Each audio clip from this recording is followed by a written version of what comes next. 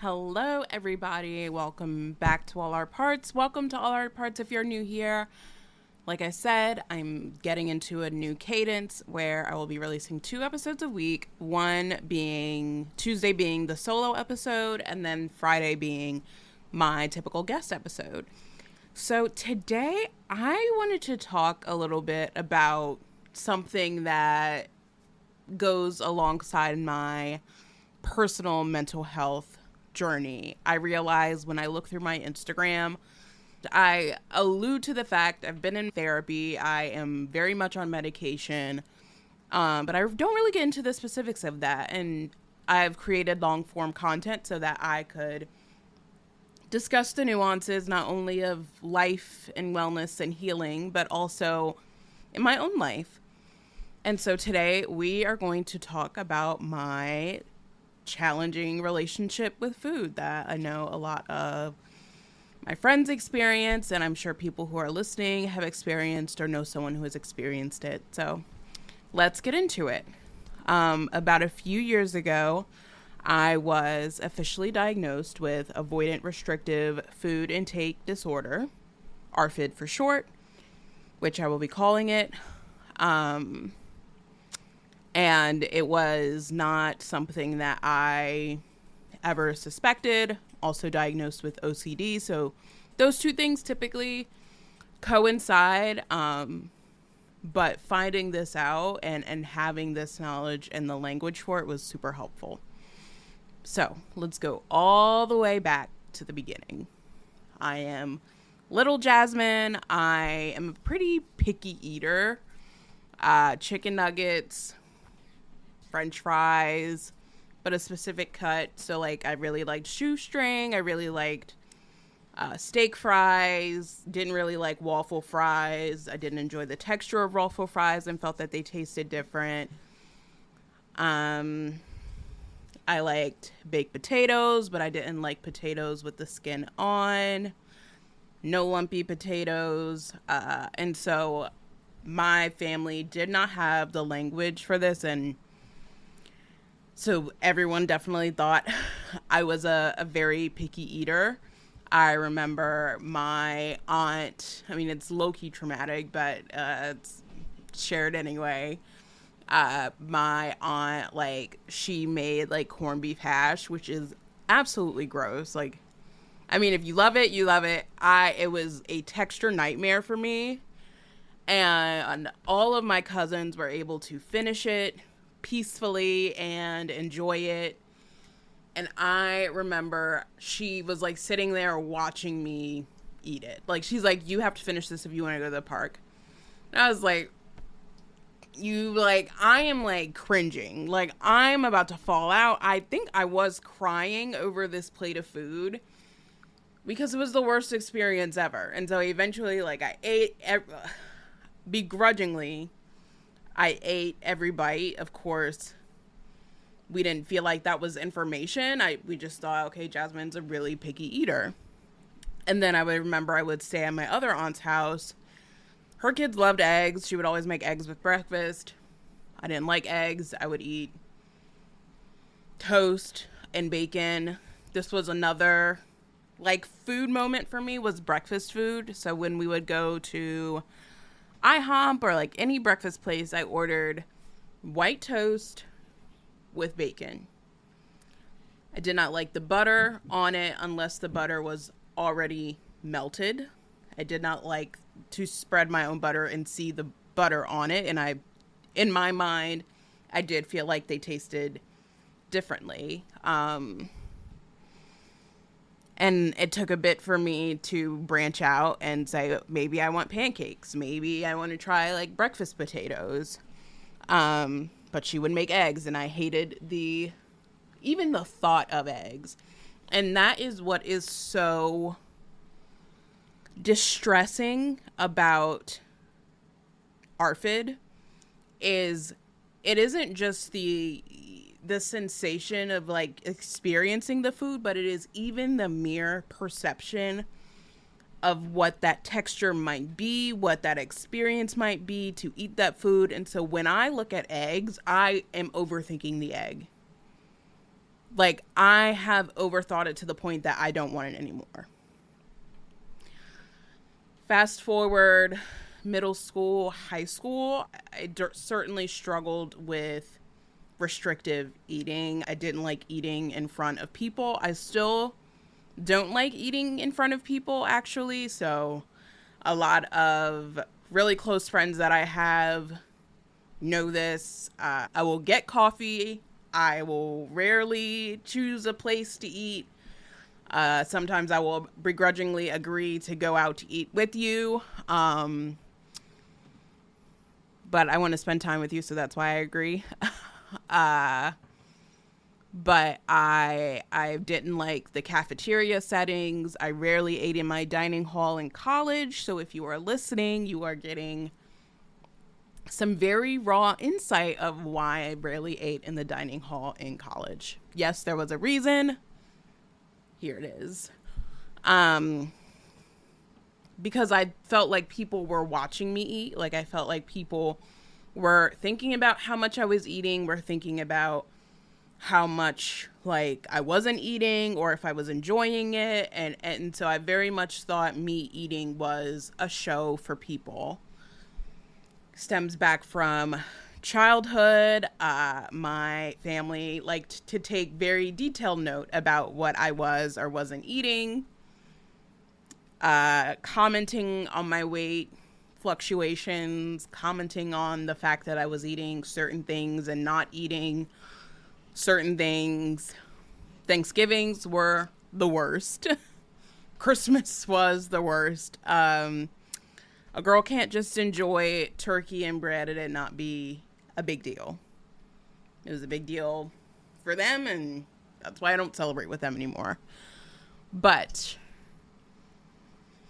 growing up, and especially being someone who played in a lot of team sports, I certainly developed what I now know as safe food. So Chick-fil-A sandwich in a fruit cup, Chipotle. I love me some Chipotle, still do. I did not like pizza really growing up. I was not a huge fan of the phenomenon of cold pizza. In my mind, food that is hot is meant to be eaten hot. Food that is cold is meant to be eaten cold. So, as you are learning in this episode, I have a lot of rules around food, and I think that I didn't really know that that was not the norm. Like, I didn't know that people could eat casually without having these anxieties around the food. What's the food going to taste like? What's the food going to smell like? What's the texture going to be? Is it going to be a slimy disaster? Is it going to be really cold? Is it going to be rotten? Like, I am thinking so much about the meal before I eat it that I have lost interest in eating. And so at moments, especially when my anxiety is higher, even when I'm in distress, you would say, the first thing that goes for me is my appetite. So when I experienced like a really huge falling out in a relationship in undergrad, one of the first things that went was my appetite, and I laid in bed, not hungry, and that was that. And as I am talking about all of this, it is really hard. It's not something that I necessarily have shared super publicly because there's also a lot of shame around it. I mean, growing up, having people constantly having commentary about what you're eating and how you're eating and how much of it you're eating, that causes its level of anxiety. But I really thought it was just me being a really picky eater. And I would work so hard to avoid at all cost not liking food in front of people. I I am very much consumed with how other people are also experiencing me in that space if there is food around, and that it's stressful, and it brings up a lot of shame for me because when people offer me food, like when I would work in office spaces, and I'm like, no thank you, because I'm thinking about who cooked it, I'm thinking about what's in it, I'm thinking about so many aspects, and then I'm thinking about if it's hot, if it's cold, what is it going to taste like. It is so much work to eat sometimes, to the point where sometimes it is so much easier to have no interest in eating because it is consuming. It is exhausting to be looking at a menu and then this one thing that kind of throws off my perception of the meal comes into play, and then I can't eat the meal. And I really wish it was as simple as just try new foods, just try new things. And I recognize nobody is telling me to try new things. That it's clearly my own shame, my own stuff coming up as I record this. But this show is designed, I created this show so that all parts of people got to take a front seat, and you all see my really fun, witty side. Interviews, compassionate, hopefully funny, a little bit of sarcasm. And so I want to also make space on my show for my own shame, for the things that I struggle with. So if that naggy part starts coming in as I'm recording it, I'm stopping it where I can. But yeah, like eating, ARFID is a very serious thing. Honestly, what has given me the courage to talk about my experience with ARFID is I love Hannah, the little girl who does My ARFID Life, the account led by her mom, where she tries all these new foods, and that is so amazing. And it's seeing her approach such a topic that isn't talked about a lot and sharing her own experience with it, it's given me an ounce of courage to talk about it myself. It's been a long road to get to where I am now. Like, I like waffle fries, like hanging out and eating with people, but trying new foods is still really hard. Like, one of my foods that I really want to try right now is guacamole. So if anyone has a guac recipe or a guac restaurant that they would recommend, I'm all for it. Like, I have foods that I'm like, yeah, one day, like, I'll get there. And then there are some weeks where I'm eating pizza, pasta in rotation, and Chipotle, because it's either busy or I'm feeling more anxious. But I know for me, it's more important to eat and to enjoy it. And I don't need to overthink the textures, and I don't need to push myself to try something new that day or that week.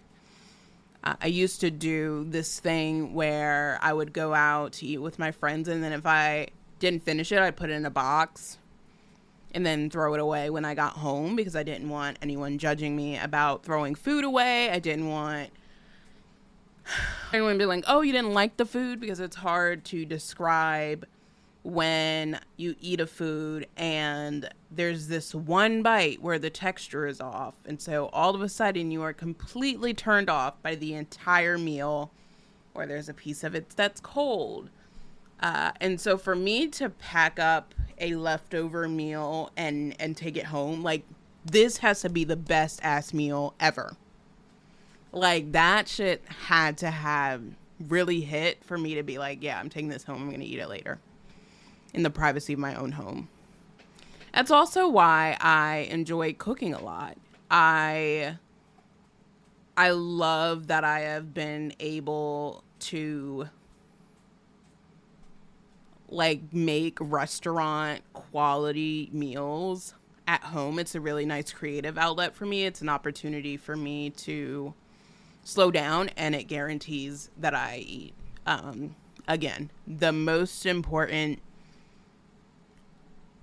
thing for me in my wellness and my recovery and in taking care of myself is making sure that I eat, and I check in with myself if I am feeling like less interested in the foods that I'm eating. I check in with myself, no appetite, and honestly Prozac has helped with that hunger signal in my body. It was a really nice feeling to feel hungry.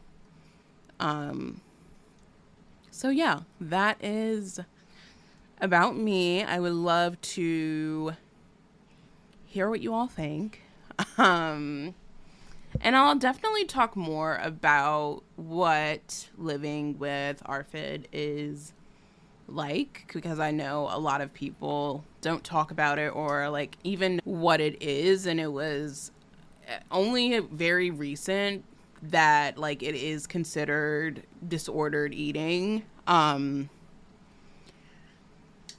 yeah, I think in this journey specifically for myself, it has been giving myself a lot of grace and compassion and accepting that it is a long road for me to eat freely and enjoy eating, and that is okay. And there are some weeks where Chipotle has all of my money, and there are most weeks where I'm cooking and really enjoying what I'm eating, and there are those rare weeks where I get really excited and feel like I can try something new. I would say my most recent new thing that I tried was steak tartare. I mean, because like all the major chefs make it, so that also I am learning is food is like an experience for me. It is something that I enjoy. And so I went to Hell's Kitchen with some friends and we ordered the steak tartare, and it was just so fun to share it with them. And one of them is like one of my best friends since undergrad. And so I feel very safe with her, very comfortable. And that also creates an environment where I can try something new and I'm not overthinking it.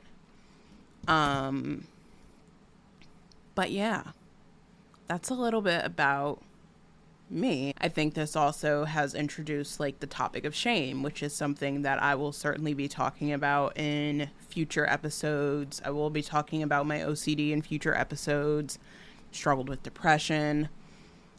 I'm excited to be sharing more in this space. It's very honestly nerve-wracking as someone who shows up online pretty consistently.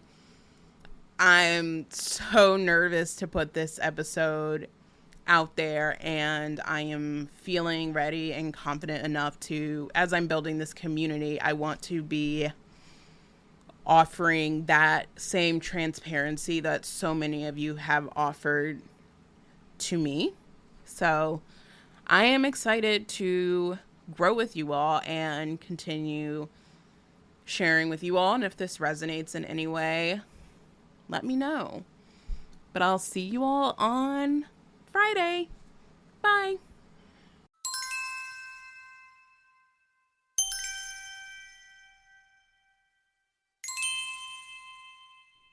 Thank you all so much for tuning into this episode. Make sure you tap the bell to stay in the loop with new episodes dropping every Friday. If this episode spoke to you, I'd be so grateful if you left a review. It helps others find the show and reminds me why I keep showing up. And if you want to keep the conversation going, come hang with me on socials at Healing with Jasmine. We're healing out loud together.